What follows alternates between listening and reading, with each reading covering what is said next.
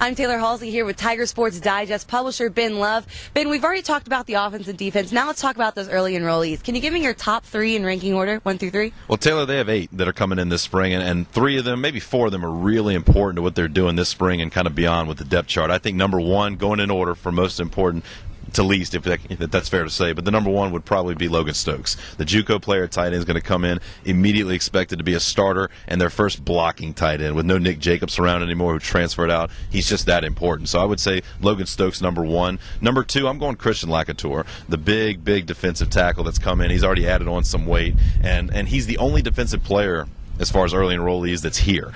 There's going to be competition at defensive tackle, at defensive end. He's going to have a leg up on the guys that are coming in on the spring, so I look for him to maybe jump up and get that 4th defensive tackle spot in the rotation, at least until guys like Greg Gilmore, McQuadius Bain get around in the fall. So he's number 2.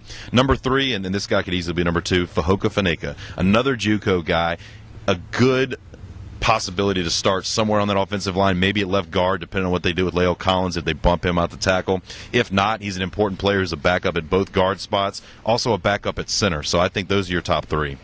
And we've had such a strong class coming in. Can you finally tell us about the rest of those newcomers? Yeah, and look, that leaves 5 guys. One guy who I really struggled to not put on that list is Ethan Posich, a guy that's going to probably be one of your left tackles of the future behind a Gerald Hawkins. But Posich, a really important guy for the future of that offensive line. He'll start to earn his stripes this spring, maybe even dent the 2 deep and be a guy that could see some mop-up time as a true freshman next year. Outside of that, you're looking at 2 guys at quarterback, Anthony Jennings, Hayden Reddick. Both guys are going to start to get some meaningful time as backups and build toward 2014 and beyond when they'll have a chance to play. 2 wide receivers when you're looking at John Diars and the young man Avery Johnson, who's kind of had a long winding path to get here at this point.